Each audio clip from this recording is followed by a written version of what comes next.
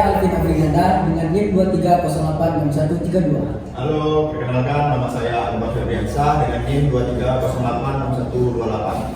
Saya Jian Alamsyah dengan NIM 23086345. Dan saya Misha Dawansa dengan NIM 23086284. Nah, gimana nih guys kalau kalian kuliah sama Pak Berto? Nah, gimana nih bisa renang belum?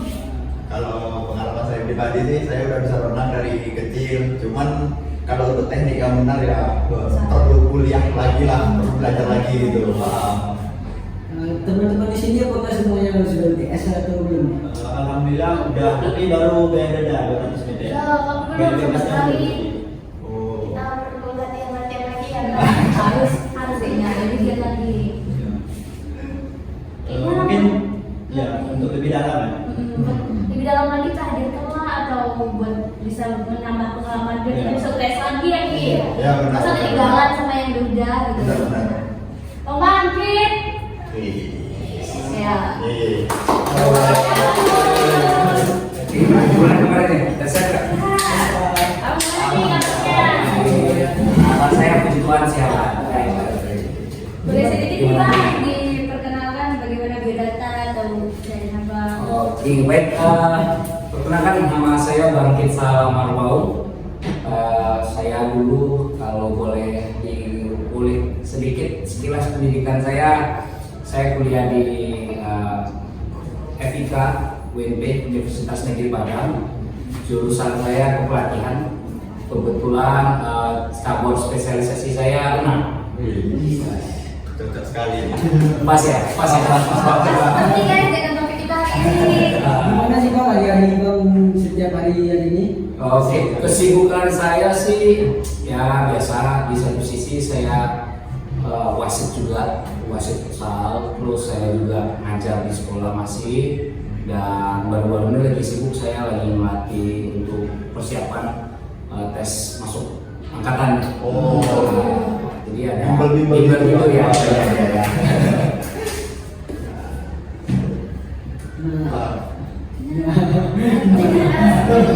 Kami berterima kasih banyak. Oke, sama-sama. Abang telah bersedia untuk kami menambah ilmu dan Oke, wawasan kami. siap. Dan tentunya ini adalah tugas proyek kami untuk UAS mata kuliah akuatik. Oke. Yang dibina oleh Pak Berto. Saya dulu. Halo. Nah, Bang, kan di sini topik yang pertama kami adalah tentang mewawancarai pelatih renang. Oke, siap. Yang udah berlisensi. Oke, ya, siap. Karena kita keinget gimana sih Abah. Oh iya kemarin kan kita ada satu wasit bisa berlisensi. Nah, kami mau bertanya nih bagaimana sih awal abang itu melatih yang dari gak bisa renang jadi bisa renang gitu. Oh gitu. Ya itu sih ketika sebelum saya terjun fokus untuk menjadi seorang pelatih renang ya bisa dikatakan profesional ya. Saya juga harus punya lisensi ya. Tapi sebelumnya itu karena saya ketika fase saya kuliah memang ada ketika ngambil spesialisasi cabur renang. Di situ kita juga ada prakteknya. Jadi di situ kita salah satu tugasnya itu kita terjun gabung ke klub-klub renang, dan ketika kita gabung kita dipercayakan untuk memegang anak yang betul-betul dari nol. Maksudnya dari nol itu yang belum dari bisa jadi bisa. Nah itu kurang lebih. Tapi itu kalau dari umur berapa aja tuh Bang? Kalau untuk belajar renang itu? Biasanya sih udah di dunia umur 5 tahun sudah. Oh, 5 tahun ke atas. 5 tahun ke atas sudah. Biasanya yang saya pernah pegang ya. Iya. Nah, gitu kira-kira. Kalau misalnya nih ada contoh orang Bang mengalami trauma gitu, atau yang pernah tenggelam, nanti gimana cara abang mengatasi atau mengajarnya biar tidak itu lagi, biar bisa berenang kembali? Oh gitu. Jadi yang pertama sekali tentunya kita juga sebelum mau melatih siswa atau anak yang mau belajar berenang, siapapun itu baik dia masih usia anak-anak, dewasa, remaja. Yang pertama sekali kita sebagai pelatih renang itu harus mengetahui background ini, background yang bersangkutan. Apakah memang dia sebelumnya pernah mengalami traumatik dengan air. Ya. Apakah baik itu dia pernah berenang, terus coba-coba belajar berenang, tenggelam, Ya, Bang. kelelap. Banyak sih. Terus itu dia, kita pertama sekali harus tahu background dia apakah pernah mengalami itu. Dan yang setelah kita mengetahui kalau memang dia memiliki traumatik dengan air, otomatis kita melakukan treatment untuk mengatasi supaya si anak, si siswa yang mau belajar berenang ini supaya bisa merilis daripada traumatiknya itu. Nah, ada pas belajar berenang itu kan banyak teknik-tekniknya. Oke. Teknik gaya renang apa sih yang paling cocok untuk seseorang pemula? Oke, baik. Bagi saya pribadi, ketika mau melatih itu, saya menurut pandangan saya sendiri, dari 4 gaya yang ada renang gaya bebas, dada, punggung, dan kuku-kuku. Oke, dari keempat gaya ini saya selalu menerapkan gaya yang untuk perenang dasar itu melatihnya pakai renang gaya dada. Kenapa gaya renang dada? Karena dari keempat gaya itu yang paling mudah adalah gaya dada. Karena yang pertama di situ dia tidak dituntut yang continue tangannya yang bersama kakinya langsung, karena fase recovery-nya ada, jedanya, sekian detiknya ada. Jadi untuk perenang pemula itu lebih memudahkan untuk bisa berenang. Jadi yang pertama sekali ketika saya mau melatih calon perenang baru, ya gaya akan saya ajarkan adalah gaya dada. Gaya dada. Ya. Nah, Bang, tentang kan yang paling mudah menurut Abang sebagai pelatih renang gaya dada. Berapa lama tuh Bang untuk mengajarkan pemula sehingga bisa menjadi profesional atau setidaknya bisa? Oke, untuk bisa ya tergantung. Kenapa saya bilang tergantung? Tergantung daripada individunya, maksudnya individu daripada calon perenang baru itu. Kenapa? Karena ketika dia yang bersangkutan memiliki dorongan kuat untuk pengen bisa berenang, otomatis dia ketika kita ngajar dia selalu pengen lebih. Tapi ketika ada yang individu yang startnya ya capek, dia terus sudah stop, dia nggak mau lagi. Nah itu tergantung, makanya saya bilang tergantung. Tapi yang pernah saya ajarkan di pertemuan kelima dia sudah bisa. Makanya balik lagi kepada individunya. Semangat yang pengen bisa itu tinggi atau enggak. Itu tuh dalam 1 minggu itu berapa kali latihan? Biasanya sih tergantung ya, karena saya lebih kepada privat. Saya privat ya, nggak klub. Jadi saya lebih ke privat, betul-betul terkhusus memegang untuk satu anak atau berapa orang untuk sekali jalan. Jadi untuk bisa dia berenang itu di 5 pertemuan saya sudah. Dan untuk dalam pertemuan intensitas waktu pertemuan itu tergantung dari dia. Kita akan memfleksibelkan waktu, mencocokkan waktu dia yang misalnya kapan dalam seminggu, saya kapan bisa berkata seminggu, kita akan tentukan jadwalnya. Makanya sebenarnya saya lebih ke privat. Saya akan menyesuaikan, kita akan saling menyesuaikan jadwal.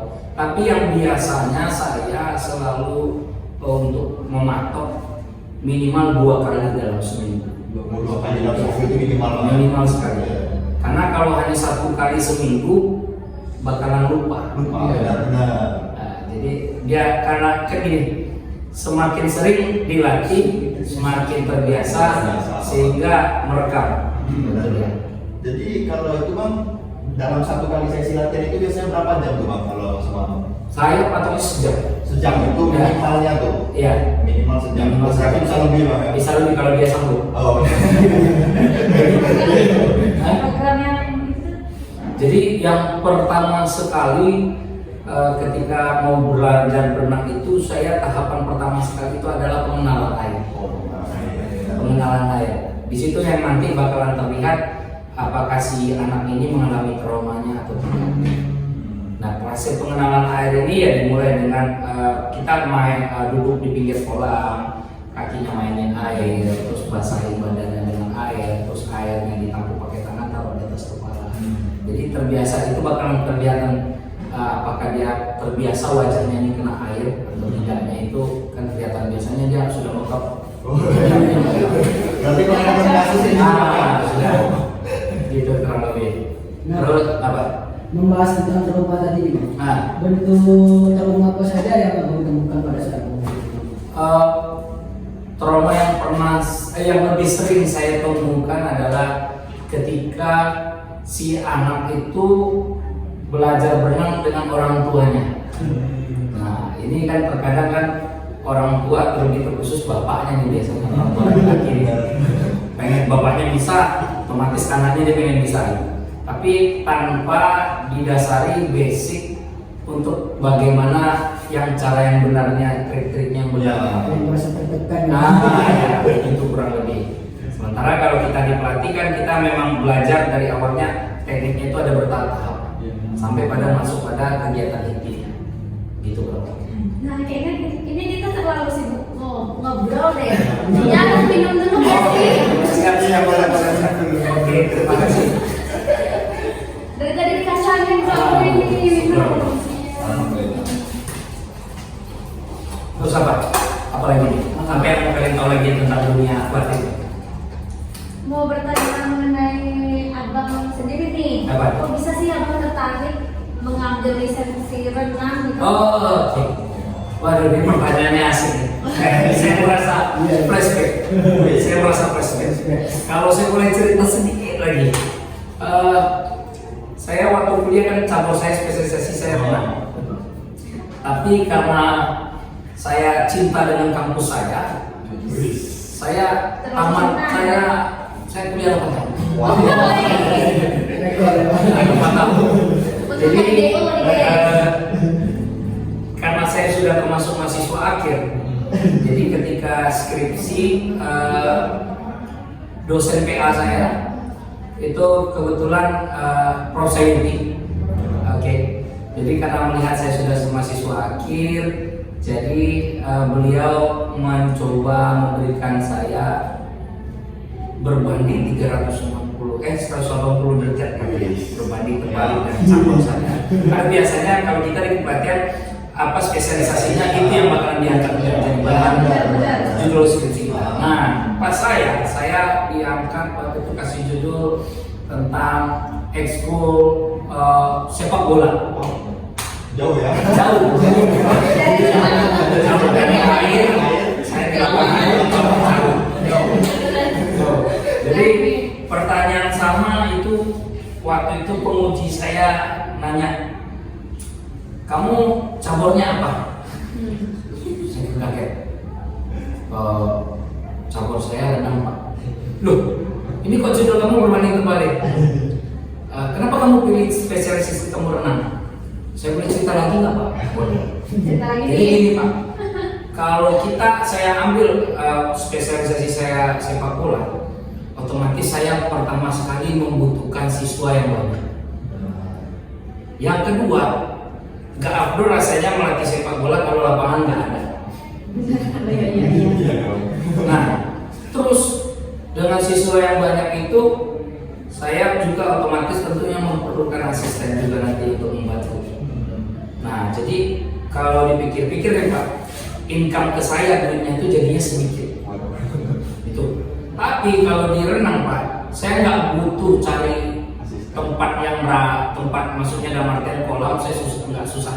Di mana-mana saya bisa dapatkan kolam. Yang kedua, saya melatih itu dengan satu siswa bisa jalan. Satu siswa saya bisa jalan. Terus yang laginya yang untungnya, ketika si anak itu bayar untuk privat, itu full kantong saya maksudnya. Nah, itu mengenai uang nih guys. Kenapa saya pilih spesialisasinya renang? Yang pertama saya tidak terlalu sulit untuk mencari tempatnya. Yang kedua saya tidak membutuhkan siswa yang terlalu banyak. Satu orang aja saya bisa jalan.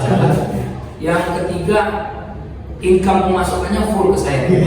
Nah, gitu. Jadi disembari satu siswa ini mau clear jadwalnya sama saya bisa cari siswa yang baru.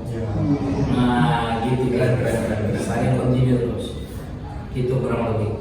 Itu alasan Gimana sih saya. abang ngambil lisensi renang mana? Saya kalau ngambil lisensi, saya ngambilnya di Bandung. Apa tuh?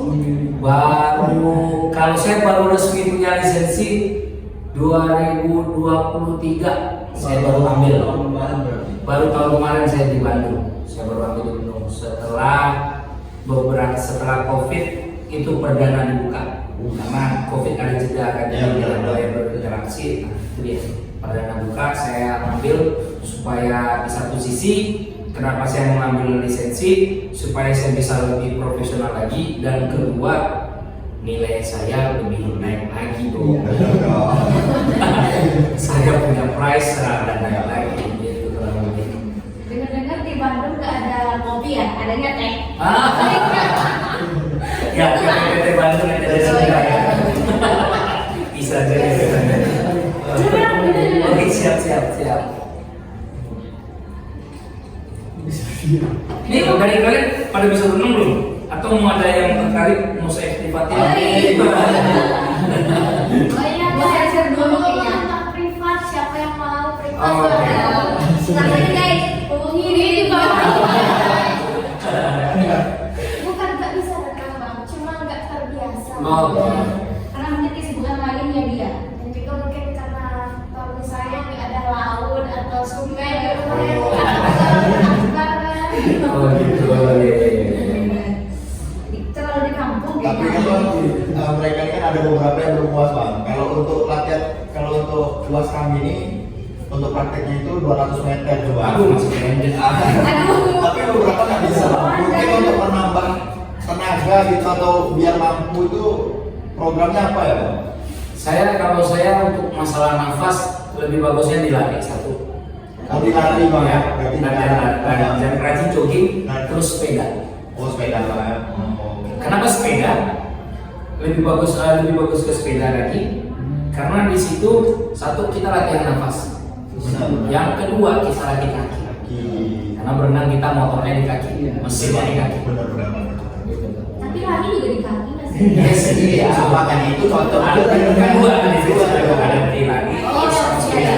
Oh berarti tidak pure latihan di air terus bang? Enggak. Tapi di belakang saya nggak lari. Oke, siap. Tapi kok nggak bisa gitu kayak pernapasan nggak bisa setenang itu kalau di air. Iya bang, banyak kan panas gitu. Makanya saya bilang biasakan wajah kita itu terbahasa dengan air. Oh benar. Terus ketika kita sedang tidak di kolam, kita melatih gerakannya itu supaya lebih luas. Maksudnya luas di sini supaya gerakan kita lebih bagus. Jadi sudah terbiasa. Makanya dari awal saya bilang tadi, sistem otot ini merekam. Benar. Otot ini merekam. Jadi kita terbiasa seperti itu ketika di air kita bakal Dan terbiasa. satu kebiasaan ya bang. Jadi kalau untuk masalah di air, yang kedua itu kita gini, kita bernafas terbiasa, maksudnya sama seperti kita di darat dan di air. Bedanya itu kita ngambil nafas kalau di air kita pakai mulut, keluarin dari hidung. Tapi kalau kita di darat lewat hidung semua. Iya biasa. Jadi ketika di air kita buang nafasnya sama seperti kita di darat. Dalam artian buang nafasnya nggak sekaligus habis. Gitu dia. Jadi ngambil nafas, keluar, ngambil nafas. Terus ketika masuk kepala di dalam air, buang nafasnya perlahan, tidak langsung habis. Tapi mungkin balik lagi ke fase awal bisa akan terbiasa. Iya, rajin latihan. Perlunya itu programnya kan mungkin. Poin pentingnya tuh latihan. Latihan bang. Jangan kebentur, ulangi lagi, sampai lagi terbiasa sehingga bisa dapat. Tapi kalau untuk misalnya gaya bebas bang, kan itu kan dominan kaki juga, tangan juga. Nah, tapi kemarin waktu aku puas gaya bebas tuh bagian paha sampai ke kaki tuh rasa kram gitu. Itu cara atasnya gimana? Rasa kram itu ya di mana-mana pastinya stretching kita perlu. Stretching bang. Ya, stretching sama warming up kita perlu. Lebih Karena kita bakalan di air, motor kita harus panas dulu. Dan kedua, kalau bisa, bukan kalau bisa sih, saya anjurkan ketika kita mau berenang, setelah kita stretching warming up, jangan lupa badan kita basahin dulu, baru kita terjun. Penyesuaian air bang ya. Penyesuaian, supaya nggak kaget. Iya. Jadi Terus kemarin gimana untuk pendinginannya itu gimana? Pendinginan maksudnya gimana nih? setelah itu, ya. Setelah kita melakukan aktivitas, ulangi lagi seperti yang kita stretching tadi. Itu aja. Kita melenturkan lagi otot kita. Gitu. Banyak. Ya, soalnya kemarin tuh waktu kaki dari paha sampai ke ujung kaki ini rasa nggak berdaya lagi. Berat. Tapi itu apa lagi? Masa nggak punya kaki lagi. Tapi Sampai nggak bisa berjalan lagi. oh iya, waduh kacau tuh. Berarti kurang latihan jatuhnya atau gimana? Tapi yang perlu kita ingat juga bahwasanya di dalam berenang itu ada yang namanya streamline. Apa tuh bang? Wah, ini bahasanya.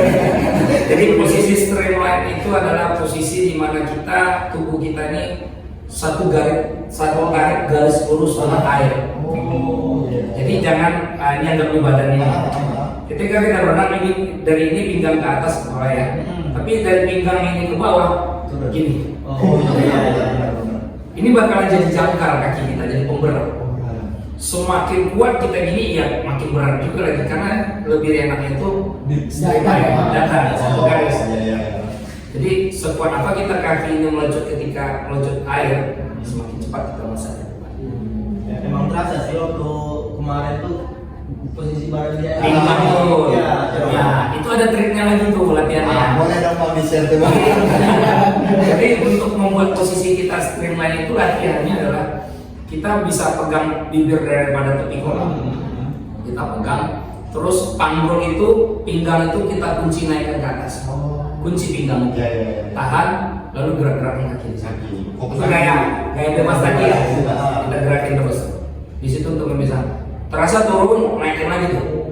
Angkat lagi panggul tuh. Sampai posisi streamline. Yang berat. Berapa? Ada yang bakal berat. Untuk mendapatkan faktor terbiasanya. Banyak kendalanya biasa di situ sih. Belum berenangnya tuh memang masih kayak gini. Karena itu dia, karena posisi kita tidak streamline sehingga menjadi berat.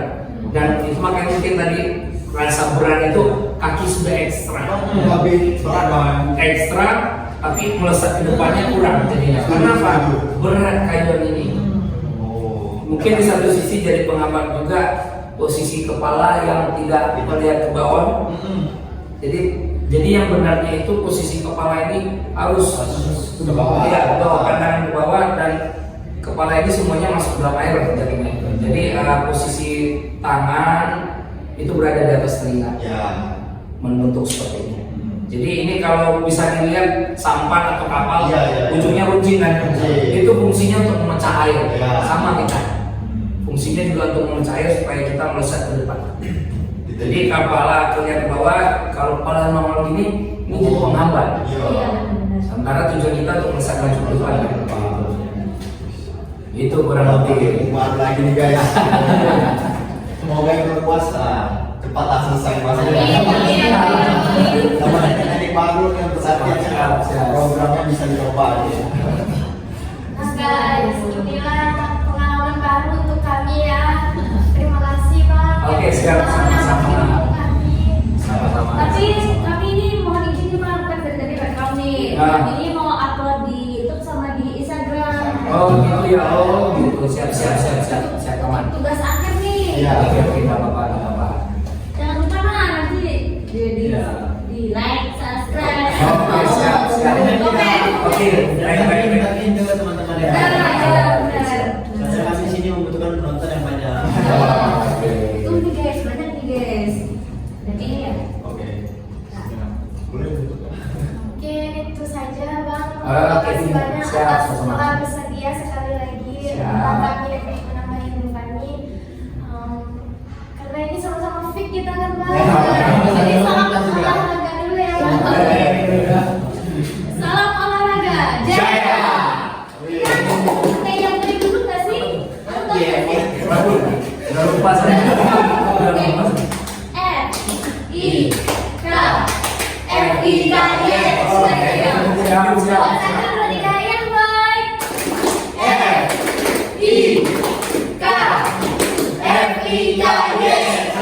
Oke guys, jangan lupa like, comment, and subscribe. Dan see you. See you.